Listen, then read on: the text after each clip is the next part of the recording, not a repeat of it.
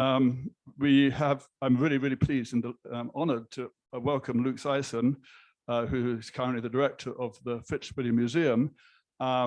He's also recently joined the board of the British Institute, so he's one of my governors and bosses, so I have to behave myself tonight. Luke has a very distinguished career in art history. He trained at the Courtauld, and then he went on the glamour tour by working first at the British Museum, then at the V&A, then at the National Gallery, and then at the Met, before finally taking on his current role at the Fitzwilliam Museum in Cambridge. And along the way at the National Gallery, he achieved a certain amount of profile for his work on the Leonardo Salvator Mundi, which might come into tonight's lecture, perhaps, I don't know. Anyhow, I give the word to Luke for his lecture. Thank you, Luke. Thank you, Simon, very much indeed. Even before I went to the Courtauld, I came to the British Institute. And I realized as I came back this afternoon, it was nearly 40 years since I was last in this room. I used to borrow George Eliot novels and read them rather pretentiously in a niche opposite Orson Michele. Anyway, it's been 10 years now since the Leonardo exhibition at the National Gallery, which did not contain this picture. Actually, neither did the one at the Louvre that followed quite shortly afterwards. That was dedicated to the Virgin and Child with St. Anne. And then in the centenary year, the Louvre mounted another great show, which I think all of which have informed my thinking ever since. Leonardo has become really a kind of constant companion, and not always a very comfortable one, as I'll explain in a minute. There were always, I think, two Leonardos, and that's given rise to an enormous amount of discussion about exactly what he painted.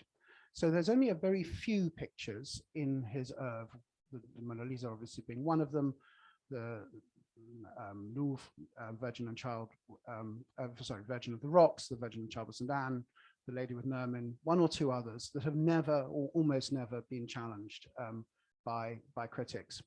There are others, however, that have been regularly questioned by experts, and this is, I would say, a quite considerably fraught territory attributionally and in some ways emotionally, if I can put it like that. He's an artist who draws you in.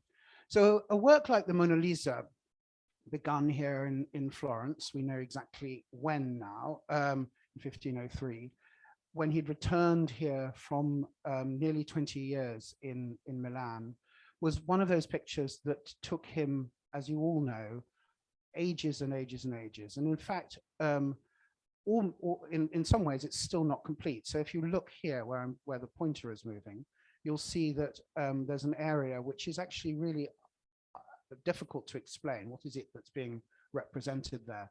And that whole sense of a picture as a journey, as something where he was constantly revising, rethinking, refining, layer upon refined layer of work, is a feature of several of his pictures, many of which were not finished. But at the same time, in 15th century Milan, an author like Matteo Bandello, who wrote in the sort of Boccaccio tradition, novelle, talks about a lavishly adorned chamber in a Renaissance palace with seemingly rather improbably several pictures by Leonardo hanging in it. Now, of course, this was a fiction, but it needed to be in some ways compelling.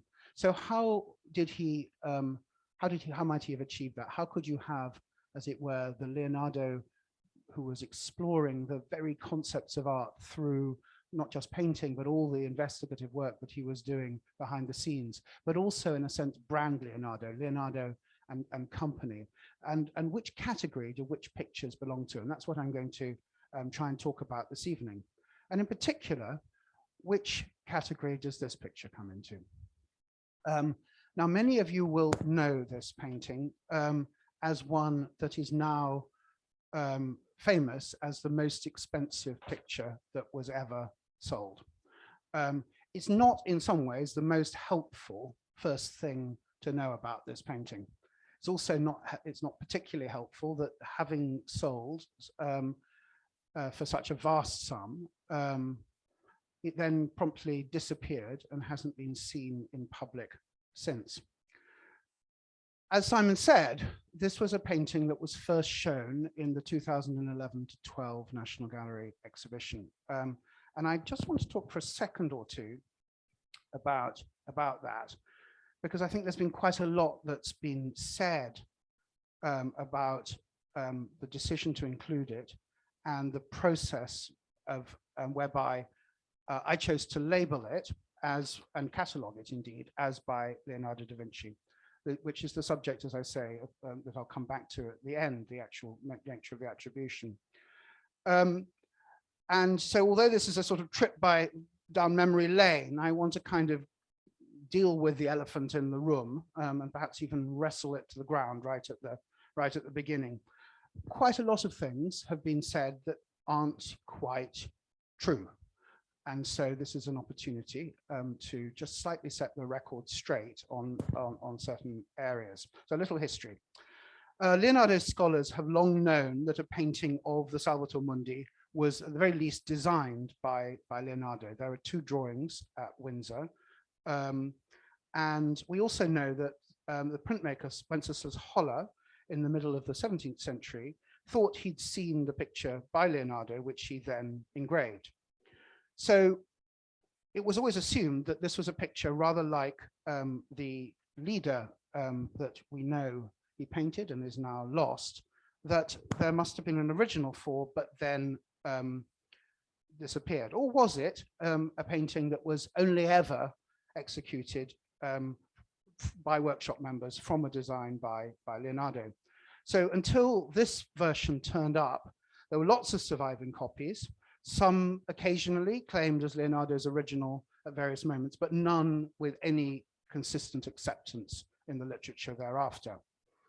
And I must admit, it wasn't in my sights, it wasn't even in my mind particularly, whereas I planned the National Gallery exhibition, which had been a focus for about 2 years by the time that Nicholas Penny, who'd just taken over the directorship of the National Gallery, sent me a transparency, sent me down the corridor, I should say, a transparency of a picture he'd just seen in New York before he returned to London, asking me what I thought. And it sort of came in a round envelope with no comment. And I opened it and thought, okay, this feels rather extraordinary, because if you're even known to be working on Leonardo at all, you get sent all sorts of stuff, some really mad things actually, quite often, which people have decided are by Leonardo. So those claims are, are ones that, one tends to resist. Anyway, this felt promising enough for me to go to New York. The first, in fact, first and last 24-hour trip I've ever made to New York. And I saw it at the Met, where it was being examined in the paintings conservation studio. It had already been cleaned and there'd been some retouching, although that wasn't the final piece of conservation work. It was done by Diane Modestini. And I thought, as I looked at it close up through a microscope and then further away, that it both looked and felt like a Leonardo. And I agreed with Nick and with the Met curators and the then owners, consortium of dealers, that this seemed potentially an astonishing rediscovery. But attribution, as I've already said, is as much about scholarly consensus as anything else. And the weight of a single expert opinion isn't necessarily going to be the thing that launches a picture into the oeuvre of one artist or another. And moreover, given the reputational and other risks involved at the National Gallery, we really invented what I think of as a belt and braces process that was very much based on Nick Penny's rediscovery of Raphael's Madonna of the Pinks. A lot of technical examination by us, but also that was provided by the owners, and a gathering of a group of experts to see the picture in a very informal mode, who would have access to that scientific evidence. And that resulted in a discussion where there was, I thought, very remarkable unanimity. To the point when a few months before the exhibition opened, a couple of, I suppose, about 18 months after our examination, the story leaked, and Robert Simon, one of the consortium, wrote to each of the people who'd been in that room at that point to confirm that they were happy to have their names listed on a press release, which confirmed their attribution. So I'm going to pause while there we go. Thank you.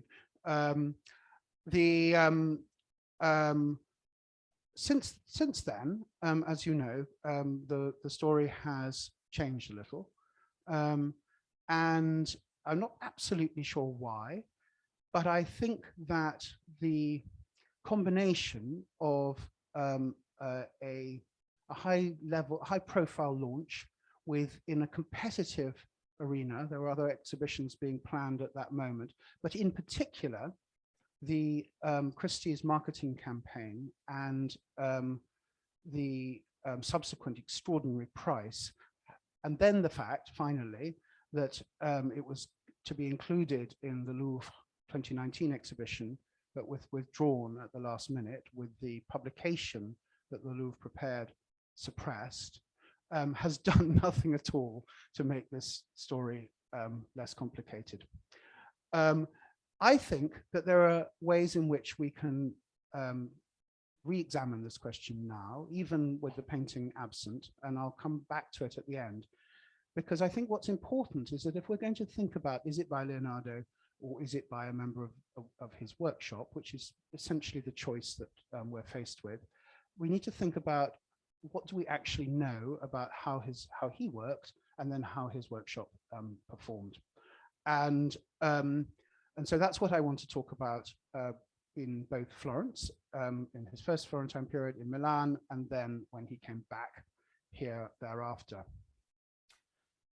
As all of you, I'm sure, know, Leonardo received his first training in the workshop of Andrea del Vernocchio, the great sculptor and painter based here in Florence, in the late 1460s, early 1470s.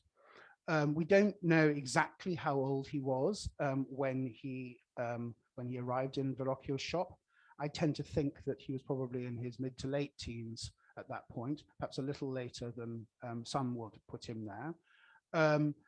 But I think the key thing to realize is that he was one of several artists who had been through this painting workshop. Vernocchio was primarily a sculptor. He had assistants in that area as well. But for his painting, he depended to some degree, at least, on a series of extraordinarily distinguished collaborators. Some of those came to him to be trained from the outset. Some of them had been received their first training in a studio elsewhere. So that included Perugino, for example, who had already had some teaching in Perugia, and as well as artists like Botticelli, possibly Ghirlandaio, although I'm not sure about that. There's no real evidence for it. Leonardo and Lorenzo di Credi, to whom I'll return in a minute.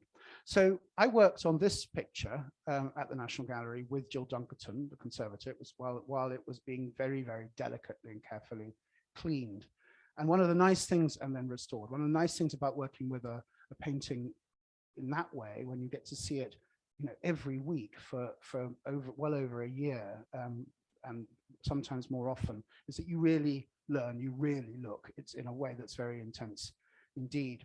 So let's just talk about how it doesn't involve Leonardo, although some people now, funnily enough, argue that it does. But in my view, it's not a painting that involved him. But it did involve a collaboration. So to make a workshop function well, the drawing is all important. First, that first quick sketch, and then a drawing that becomes the more detailed working up tool. And a drawing like this one, very, very sketchy here in the Uffizi. I'm very sorry for the slide. Never been able to find a particularly good photograph of it. is the one that lies behind, as you can see, the painting from the National Gallery. So I think that that particular feature of an angel, or perhaps in the drawing a St. John the Baptist, but I think it really is this angel with that arm crossing his chest, is what was laid behind this painting. And Vernocchio, I think you can see, painted the angel on the left, this extraordinarily beautiful head. And I think I can say that with confidence because of the way that it relates to one of these extraordinary drawings. This one is in Berlin. There are, I suppose, about less than a dozen sheets of this kind. And you can see too that it's been pricked all the way along its contours. So it functioned as a part cartoon. In other words, rather than the whole composition, something like this would be transferred, probably pricked through to a second piece of paper, and then that second piece of paper would be the thing that would be through which the dust, or indeed actually more liquid medium, could be pricked. And when we looked at this in infrared, we found precisely those kinds of dots around the head for actually most of the figures. So I think that's fairly clearly by Andrea da Vernocchio. But as we looked, Jill and I, we began to see that there were probably two different hands at work, and I'm showing them here in two different hands. And I think actually, again, people make a great deal of how complicated connoisseurship can be, but actually I don't think it is that complicated. I think it's a question of just looking. So look at the top one, the one that I've labeled as by Vernocchio. First of all, I think you can see that there's a very clear sense, despite the sort of oddness of the pose of the little finger, there's a clear sense of the bony anatomy underneath the skin, underneath the flesh. And the skin has this almost translucent quality. There's a very, very delicate balance between shade and light and shade here. It comes really, in a sense, almost in that tradition of pittura di luce that Luciano Bellozzi, the term that Luciano Bellozzi coined. And incredibly subtle, I think, as you can see the shadowing, for example, across the knuckles. The hand at the bottom is much less anatomically secure. Those fingers are sort of wandering around with a slightly kind of sea creature quality to them. And you can see too, I think, and this is, these photographs were taken on the same day, same photographer, that the shadowing is now a bit more punched up. There's a kind of, there's a broader range between shadow and light here, to a point where the highlights, that on the upper finger, for example, have become just a little shiny, if I can put it like that. So, and the final thing I think that you can see is a kind of insistent contouring all the way around. So two hands in my view, and I think that's carried through into the head and actually the child as well. And my suggestion is that, given that Lorenzo di Credi was his number two, essentially throughout the 1470s, at a time when Leonardo was still working under the umbrella of this firm, but somehow operating independently. So imagine an architect's firm now. You've graduated, you're all ready to go, but you don't want to set up your practice all on your own. It's too risky. So you implant yourself in like a sort of little limpet in a way within another firm, and that means you're able to function sort of semi-autonomously. And it's a model, again, that we know that, for example, Fra Filippo Lippi used. And I think a lot of this was based on his working practices. So I think if you look at this kind of slightly shiny, slightly waxworky quality to the flesh, it's what was then developed into Lorenzo di Credi's really kind of smooth, enamel-y kind of quality in the work that you see a detail from below. So that would have been painted about 15 years later, but I think you can see that tendency. And so this is also about recognizing that's personality of the artist, how they see and how they then record. It's also, I think, what we're already seeing is a combination of the documentary material. So, for example, Leonardo, when he was accused of sodomy, we know was living at Andrea del Verrocchio's workshop. That's in the later 1470s, after he's already been a master. So we can gauge what their sort of working relationship was: technical examination or scientific examination, and then pure connoisseurial looking, which I think is what we'll be doing throughout now. So imagine Leonardo working within this environment, seemingly, I think, early on producing drawings of extraordinary quality that were used by both Verrocchio and Lorenzo di Credi. And again, that's a pattern that is repeated later on. So Raphael makes drawings for Pinturicchio, even though Raphael is about, I don't know, in his late teens at that point, because Pinturicchio recognizes that as a draftsman, he's, sans pareil at that moment. Leonardo is coming out of that sort of system. And he arrives in Milan in 1483, and he sets about painting a picture like this one, all on his own, absolutely no question about it, working, however, in partnership, and this is another model, with the brothers Ambrogio and Evangelista de Predis, so local Milanese artists who painted and decorated and ornamented the rest of the vast altarpiece at San Francesco Grande that this was the centerpiece of. By the early 1490s, and what's fascinating here is to see that once again he's using the same sort of technique as I've just discussed with Verrocchio. So what we might describe as head and hand cartoons, single element cartoons that could be combined in a particular way. And you might think, and the contours of this little head map precisely onto the head of St. John the Baptist in the Virgin of the Rocks, you might think it was made for that painting. But if you look carefully, you'll see that the light source is different between the two. So in other words, what Leonardo is doing is using one of his own drawings as a source for his second head. Might be a drawing that was made perhaps for the unfinished altarpiece that was supposed to be happening in the Palazzo Vecchio. And has cannibalized it for this work. And this kind of piecemeal, this patchwork approach is something that then informs how he worked in a new way with his Milanese assistants once he sets up his own workshop in the 1490s. So this drawing again is used by Boltraffio. Let me sketch a picture of that workshop in the 1490s. So we know again that Leonardo had a number of assistants, and indeed that he took fees for the training of young artists. Some of them even came from Germany, and this was a money spinning operation to some degree, but it was also a useful thing. He could be, again, as I say, Leonardo and co through this process. Boltraffio was a noble within Milanese society, quite well born, and part of a pattern again of quite well born young men coming into Leonardo's orbit. He was, as well as all the other things he was famously charming and quite social. One thinks of him as sort of old man in a tower, but actually, that was not at all right.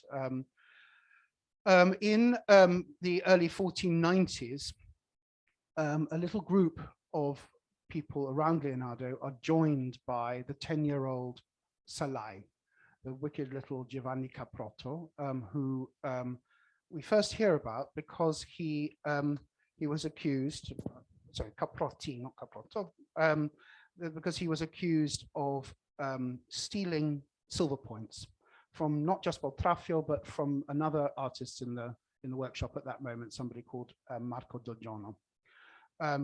Salai was probably there to grind paints, to really be a kind of little factotum at that moment. He was also, as is famously known, the object of Leonardo's tremendous affection. He was driven mad by him, but he became Leonardo's lifelong companion. So Boltraffio, as I say, called by Paolo Giovio Leonardo's only pupil, and Marco Giorgione, on the other hand, who had a pre-training as an illuminator from a completely different shop, and he even had his own apprentice before joining the Leonardo shop. So once again, you're seeing this pattern repeat itself of trainees and some forms of kind of higher level experts. Later on, the drawings, I think, when were used, but in a completely different way, and I'm not going to talk about that this evening, by artists like Luini, for example, who had access to them, but no direct training and probably no time in Leonardo's shop. So the so-called Leonardeschi divide into different categories according to generation and so on. So here's Boltraffio using that cartoon again and again. It's been measured, and again we can see that it's been flipped, obviously, but you can see how standard this process is. Boltraffio and Marco Giorgione collaborated on this work, and I must say one of the things that threw me for a very long time was the assumption that if an artist, if a drawing was made as a preparatory tool for a painting, that it must have been done by the artist who then painted it. And within the Vernocchio shop, and now within the Leonardo shop, we see something else happening. So this painting, commissioned directly from Marco Giorgione and Boltraffio, but again at exactly the time when we know they were resident in Leonardo's shop, and therefore, in a sense, a kind of extra Leonardo product, and with, as you can see, a number of Leonardesque ingredients. So, for example, look at the mountains in the background with their reference to the Madonna, to the Virgin of the Rocks, or these delicate shadowing in these draperies and so on. But you can see, actually, even with this slide, and it's a big picture, that there are different levels of competence between these two heads, for example, brilliantly foreshortened and shadowed, and the much more kind of Kermit the Frog resurrected Christ that is slightly flopping out of the tomb. I'm not terribly keen on Marco Giorgione, and let me just go back. I think you can see that strength of shadowing and the strength of anatomy belongs to Boltraffio in the lower section, and Marco Giorgione executed the upper part. But he didn't make the initial study for the drapery, and we know that Boltraffio, by comparison, did 3 incredibly beautiful drapery studies for different pictures, and this is his in the British Museum. So in other words, Marco Giorgione is basing himself on a drawing by somebody else, and that seems to be the pattern, and there you can see the comparison. You can also see, funnily enough, that by not shading in the arm on that drawing on blue paper, he's given no guidance to Marco Giorgione as to how that arm should behave, which is why it looks at the elbow as if it's kind of come loose in this weird way. Boltraffio seems also to have been, therefore, an extremely talented draftsman, and he also seems to have provided work, the sources for Marco Giorgione's finished paintings. And it's interesting that the preference seems to have been for Marco Giorgione as a painter, perhaps because of these very sort of smooth, waxy finishes that he has here. But you can see, once again, just as with the Christ, with a picture like this one, that that this is an artist who really doesn't understand, for example, what the jawline and cheekbones of a child might be. And look at the difference between the drawing and the finished painting. No, the poor little boy looks as if he's just had a wisdom tooth taken out. So one of the things that has come back to haunt me after the 2012 show was the fact that we labeled this work in the exhibition as by Leonardo da Vinci. And it was catalogued, unlike everything else, by the curator, Madame Custodieva from the Hermitage, and they wouldn't lend it unless it was lent as a Leonardo.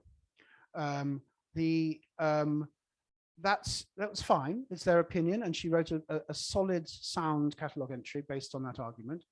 And the rest of us working on the show, but particularly Antonio Mazzotta, who was working on the Leonardeschi, talked about this as a workshop production.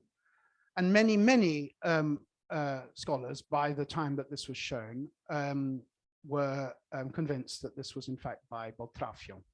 I don't think it is, and but I also didn't think it was by Leonardo. What I was able to do in that in the exhibition was unite it with all the relevant works. And so the reason why I made that compromise in terms of the attribution was because for the very first time, and it's been now repeated at the Poldi Pezzoli, who made the same compromise, we put together all the relevant works. So it starts again with a drawing, a very, very faint lead point drawing on a sheet in the British Museum. You can see it at the bottom here, just, and then blown up again, just there. And that's a drawing that was made probably just before he came to Milan, and must have brought with him as an archival work. The painting, I think everyone agrees, belongs to the 1490s. So this drawing was tucked away as a sort of idea that he returned to, and that was quite standard. I think too that this drawing was made again not with the Madonna Lita in mind, and you can see, for example, that her eyes are looking in a different direction. I think this is one of those extraordinary drawings in the same category, although not a cartoon, as the Vernocchio heads that we were looking at earlier on. So very highly finished, drawn from life, a drawing that can be then inserted, as this one was, into another work. And there you see how, again, the difference, and I think the difference too of quality around. So just look, for example, at the kind of certainty of the relationship between nose, mouth, and chin in the drawing, and how that's just skewed, and particularly as well, I think about how that he's able, frankly, to slightly bodge the far eye in the drawing by making it kind of vague. When it's painted out, when it's painted solidly, that eyelid, to me at least, becomes quite a sort of disturbing feature. So one drawing definitely by Leonardo that sits behind this work, but other drawings that are by Beltraffio. So here again is one of his extraordinary drapery studies for the cloak. And here is a drawing which informed the painting of the child. And I must say, the painting of the child's hair is the one area where I sometimes wondered whether Leonardo himself intervened at that late stage. It is absolutely exquisite. But I don't think the rest of it is by him. And here you can see a drawing by a little child again by Beltraffio, and you can see how. Do you see this? So it's just seeing the difference between the curls there, which are much more schematic in the drawing, and then become this kind of almost ethereal hair in the painting. And there, those curls are in how Beltraffio paints in the flesh. So I'm probably going a bit too slowly, so I'm going to zoom on, but you can always wave if you get bored. So here's what Beltraffio's paintings look like.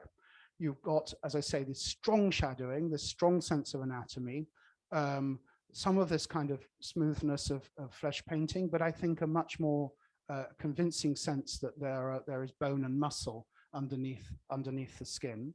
There's a Leonardesque quality, of course, to things like that beautiful light on the Virgin's wrist, or that other, the fantastic detail of the shadow on the other hand around the knuckles. But it's not got this sort of silky quality that the Madonna Lita has. And the artist who has that is Marco Doggiano. So I think what we're looking at again is how a collaborative work can arise. And in a sense, what this painting becomes is a sort of proof of Leonardo's theories of painting, which he was writing down busily at that moment, and where he's absolutely insistent that the personality of an individual artist shouldn't be the key thing. He rejects the idea, the motto that was current by then, that every painter paints himself, and he wanted there to be absolute rules for beauty. And I think in some ways the Madonna Lita, through this process of collaboration, demonstrates that you could arrive at that sort of pure beauty, that unearthly beauty, that slightly unappealing beauty that the Madonna Lita has. So here's again a work by Marco Doggiano. He does do hair like this, so I mean, the jury's out for me on this one. And this was not a picture in the show, although it has been shown more recently in Paris. So that's, I think, how Leonardo worked in Milan. He adapted the Verrocchio workshop technique and came up with a really quite brilliant system whereby the Bandello claim that you could have lots of Leonardos in a single room could be demonstrated. But when he came back to Florence after the fall of Ludovico il Moro, he changed tack. And he seems to have thought about doing things in a very different way. And by then he had a very different sense of himself as an artist. He saw himself as divinely inspired. He saw the idea of his talent as being God-given. His sense of his powers as a painter were that that he was encapsulating, and rightly so, an extraordinary investigation of the natural world that he was undertaking, that there would be nothing like this ever seen before. And that was perfectly true. If you think about the Mona Lisa arriving, boom, in 1503, there really was nothing that had ever looked like it at that moment. So what he started doing instead was having his pupils make direct copies of his work. We know this, not least because while the Isabella d'Este was trying desperately to get a work out of him, her agent in Florence, Fra Pietro Novellara, wrote in 1501 that he was completely distracted by mathematics. He was already busy painting a picture for Florimond Robertet, who was the secretary to King Louis XII of France, who just invaded Milan, remember, and that he wasn't doing anything much beyond the Suntan cartoon, something to which I'll return, and would have achieved nothing at all se non che due suoi gazzoni fanno ritratti et lui alle volte in alcuno mette mano. If not for the two assistants, gazzoni, who make copies, and he sometimes puts a hand to one of them. Now, those two assistants are not named. In 1501, it's probably too early for one of them to have been Francesco Meltzee, who became Leonardo's other substantial companion, and with Salai, his other main heir, inheriting all the drawings and manuscripts. Meltzee is thought to have been born in 1491, although I'm not sure that we actually know his dates. It could have been by then the two Spaniards, Fernando Llanes de la Almadina and Hernando de los Llanos, who worked with him, we know, on the Battle of Anghiari. But one of them, almost certainly, in my view, was Salai, and I'll come back to that again in a minute. Now, mysteries of connoisseurship. To my mind, at least, it's really not complicated to see a difference between the Mona Lisa from the Louvre and the Mona Lisa from the Prado. And the qualitative difference and that sense of something that's truly alive is only present in one of those pictures. Now, the color is better preserved in the Mona Lisa, the Prado Mona Lisa. When it was cleaned for the show in Paris in 2013, I think, then this extraordinary landscape emerged. And it also emerged that the pentimenti, the changes of mind that Leonardo made in the Mona Lisa itself, were shadowed by whoever was making this work. So one of the extraordinary things was that as these works were being developed, he must have had these due gazzoni and other Pat's assistants standing at his shoulder, correcting their own works. And then at a certain point, they finish their work in whatever way they see fit while he's still plugging on. So, for example, here, this mysterious bit here, this artist has chosen to sort of turn it into a little patch of grass because they haven't known what to do with it. And I think that's the point. And this is how he worked quite consistently. I suspect really till the end of his life. And here's where you see some of the two underdrawings, and I think I'm trying to remember where you see some of these pentimenti, but I think in changes of mind in costume, this has been fairly thoroughly analyzed. So we don't know, of course, when the Prado copy was made, and we don't know exactly how this process worked. We know it was begun in 1503. Meltzee, again, perhaps a little young to have begun if he was actually doing this, but the Mona Lisa was being painted for many, many years, as we also know, thereafter, being taken down to Rome, then up to Milan, to Rome, to finally to France, all of which journeys Meltzee joined him on. So I think it's quite conceivable that this was made in that context. And I'm showing you a painting that is universally agreed to be his. There's only 2 signed works, one a drawing, one a painting by Meltzee, neither of which I could find proper slides of. But I think you can see here that there's this kind of clarity, this enameled quality to the paint, this almost smoothing out that happens, I think, quite consistently, as we've seen with the lesser pupils, lesser assistants of both Vernocchio and Leonardo.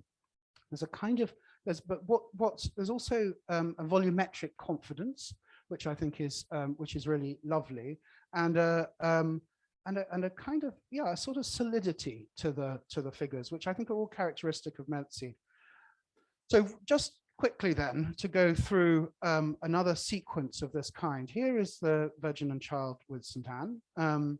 It was begun again, we know, in about 1502 to 3, and was discussed very early on as an example of Leonardo's lack of finish, of the inchoate in a remarkable way. And indeed it is again still an unfinished work. And once you can see here in the center, a kind of zone from here to here, which he's never properly resolved. The landscape, he typically, Leonardo starts with the figures and works out into the setting. And you know that from, for example, the St. Jerome in the Vatican. So once again, and this is the interesting thing, there are 2 primary versions of that copy the Virgin and Child with Suntan. One which has this kind of solidity and hard edge, these enameled flesh painting. The other, which has a much more, as you can see, delicate, feathery quality. So I'm making the distinction between the first in the Hammer Museum in Los Angeles and the second, which is here. Although I don't know how often it hangs. You can see that both of these artists have taken the central figures and then had to kind of invent in different ways, or chosen to invent the landscapes around them, which is again typical of the way in which these copies work. So can I make an argument for that second picture being by Salai? Well, I think I can. Sorry, I don't know, I've gone backwards. Here are the 3 again, all in a row. Again, in my view, not difficult to tell apart, and the qualitative difference, I think, very clear between the Leonardo and the two other versions. And here is the only painting by Salai that is signed, which has recently joined the Ambrosiana collection. So Salai, I think, has this actually rather lovely kind of ethereal quality again to his painting.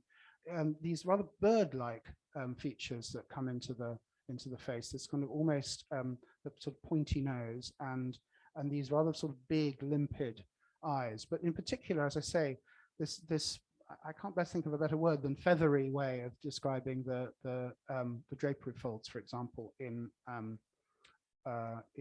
Christ's red costume. And I think you can see that particularly clearly in the head of the Virgin. They to me look like brother and sister, with that sort of bird-like quality and that way of painting the hair that flows in that way. And I think you can see it too, I would argue, in the St. John the Baptist that is adapted from Leonardo's version in the Louvre. And again, not difficult to tell which is by Leonardo and which is not. And I think, again, you can see that sort of bird-like quality, that way of working around the eyes, that particular look, as well as the way in which the line of the nose goes into the line of the eyebrows, with that sort of strange smoothness. It's almost Marlene Dietrich quality to those eyebrows. Last but one picture, and before we come back to the Salvator Mundi, this, I think, beautiful little painting that was the one for which he was painting for Robertet, the one that was distracting him from being able to complete the commission for Isabella d'Este. This is a picture which belongs to the Duke of Buccleuch and is now hanging in Edinburgh.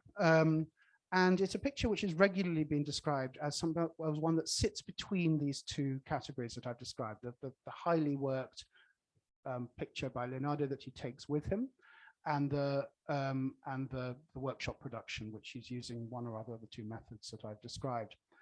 And it's thought to be, as I say, one of two kind of maybe workshop, maybe not workshop, sort of collaboration between Leonardo and others. Now, I think we have to remember what it was that Fra Pietro said. He said that these two Gazzoni were making copies, ritratti, of these works. Now, to make a ritratti, you need an original. You can't make a copy of something that doesn't exist. So in other words, in that process, it's always implied that Leonardo himself painted something for the others to follow. And in my view, this painting is that. Now, it's suffered terribly badly in many ways. And you can see that, for example, the paint is somewhat abraded in certain areas, but also the blues have done this horrible cracking thanks to the drying oils. You can also, though, assess the fact that this was not actually finished by Leonardo himself, or indeed, in my view, any of his pupils. So once you see the picture in the flesh, there's an extraordinary distinction between the unbelievable geological delicacy with which the rocks in the foreground are painted, and this frankly incompetent landscape that sits behind it. No one in their right mind would do jagged promontories that go into the side of this. And when you see it, the actual quality of the paint is much thicker. It's really quite sort of summary. And I think what happened here was an unfinished work which Leonardo had painted up and up and up with the figures, but never really got very far in the landscape, was finished off by somebody else in order to make it a more complete work for sale or for collectors or whatever. So how does it relate to a work that's now in a private collection that's often been described as a similarly half autograph, half workshop piece?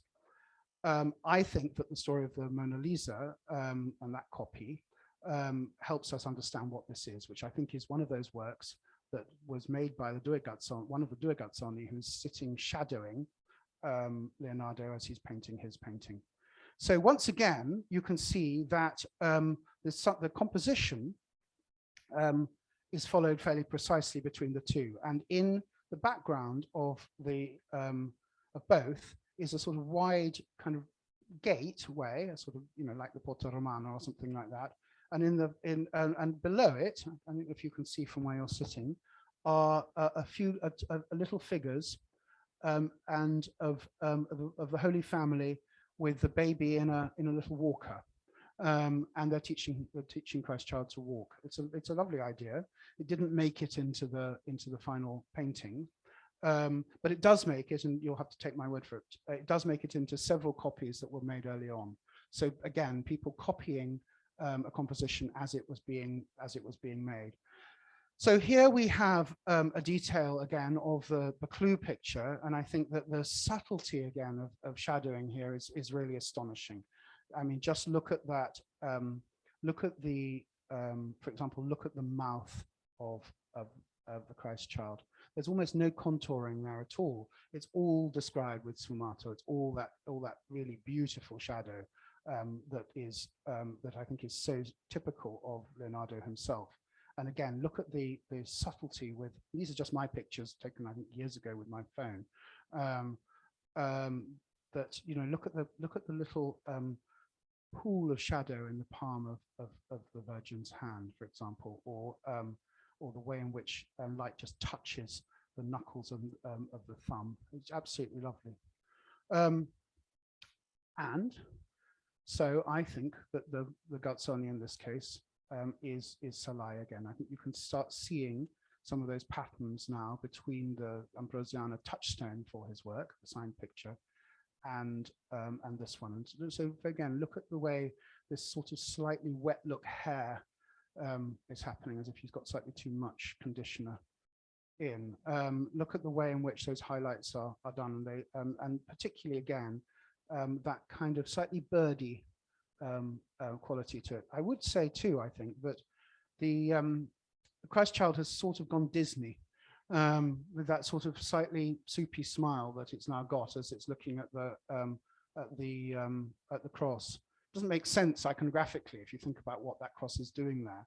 Just remind you, look about how subtle and beautiful the expression of the child is in that work there. So finally, we come back to the Salvator Mundi. And I want to show you not this version of it, but this version, which is the picture as it really is underneath the restoration. It helps us, I think, understand what we're actually dealing with here. And so now what our task is to say, is the way in which it's painted, the circumstances which we don't in this case know of its exact commission, but the way in which the workshop was working, and so on. Does it justify an attribution to Leonardo himself? Now, one thing that clearly can't be justified any longer is the idea that if it contains a pentimento, it must be the work of the master. And so, for example, here, the repositioning of the thumb could, by the logic of what we've seen elsewhere, have been copied as he adjusted the thumb himself. Although it has to be said, not a single of the other versions of this, and there are many, have that particular pentimento. I think it's also now just worth diving in, looking at some of the detail again in the head.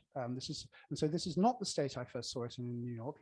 These white fills had been already retouched, but it was closer to it than what we finally showed. And this is no disparagement to the restorer, of course. This is a very difficult restoration job, but I think you can see, for example, that the delicacy again of this face. And I remember I talked about it a great deal at the time of the show and thereafter. And I think one of the things that's happening here that people were really worried about with this picture is why was Christ shown so frontally when Leonardo himself is known for making such dynamic images? Well, I think the reason for this is because, as I say, he's falling into a tradition where the face of Christ becomes miraculously imprinted on a piece of cloth. It's like the Mandilion of Edessa. It's like the Turin Shroud and other things that were believed to exist at the moment. And I think in this case, he's making an argument that this almost numinous, spectral quality of Christ is imprinting itself on Leonardo's mind, and that the face of Christ is not meant to be present with you in the same way as the hand, which blesses you in a different way. That would be my argument. We can talk about it in questions afterwards. But I think the key thing here is to look, for example, at some of the better preserved passages, for example, the shadow underneath the eye, or the one underneath the lip, and maybe we'll come back to that one later. Or when we looked at the Christ child's face in the Buccleuch picture, remember that sense that there's almost no contouring around the upper and lower lip. And I think you can see that it's only with works by Leonardo himself that you get that particular quality. Now, I'm not going to claim, it would be foolish to claim, that the kind of attention and time that he spent on the Salvator Mundi was the same as he spent on the Mona Lisa. That's clearly not the case. But I think that, and the Buccleuch picture probably even less. But I think that you can't, if you're an artist who cares about these sorts of sfumato, who cares about anatomy, who cares about the way light falls on an object, you cannot not get that right. You don't muff it, you don't skimp it. And I think most people were first convinced by the way in which the hand is painted, and I think need to describe it to you when we've now looked at the details. But again, look at that anatomical certainty, the brilliant way in which it's lit. I must say I was always been moved both by this little area of light just inside the thumb and this way he brilliantly describes the crease in the hand just below it. I mean, these are extraordinarily observed things. And then I mean, you can see this beautiful little passage of rivery curls there. Now, I think he did use a workshop member for one thing only, which was the repeat in the pattern of around the dress. So if you look at the top here, you've got an area which where the light, the highlights are very, very delicately added in. And I think from here on, he uses an assistant to then go through in a way that I think would be equivalent to using an assistant for the punching in a Trecento painting. I can see somebody shaking their head, and we can talk about that too, but that's my view. And in fact, it's interesting that almost none of the copies bother with that detail. This is one of the best surviving versions of the Salvator Mundi elsewhere. It's in Detroit. And I saw it recently. Remind you of Meltzee? Anybody? That kind of solidity of form and so on. Not the feathery assistant, the solid assistant. I should say I think that this is a project that needs an enormous amount of more work. You know, looking in detail each of these copies, categorizing them, and so on. And the problem so far has been that if it's not by Leonardo himself, then it's been not Leonardo, and therefore not on show, not thought generally worthy of study. That's changing a bit. The Prado did an exhibition last year, which made some, I think, rather odd arguments, but it was at least beginning that process. So, you know, that to me at least is another possible candidate for Meltzee. Here again are the comparators that I would be wanting to show. So the Detroit, the ones that we've already seen. And here on the contrary are details, as I say, from the face of Christ, the Mona Lisa, and the face of Christ from the Baclus picture. I think it's fairly straightforward, actually. I don't think it's that complicated to see the family resemblance between these works. I'll be interested to see whether you agree with me. And so I'll finish there with this picture, just again to remind us of how difficult this terrain can be. The damage that this painting has suffered is really sad, but it is, I think, a painting that has extraordinary power. It has a soul, and ultimately it seems to me that in the painting of this kind, what you're looking for is a work that contains that effort of making, of seeing, of creating, that is never going to be present in a copy, where the effort is about accuracy and precision, but it is not about feeling. So I'll leave you there. Thank you.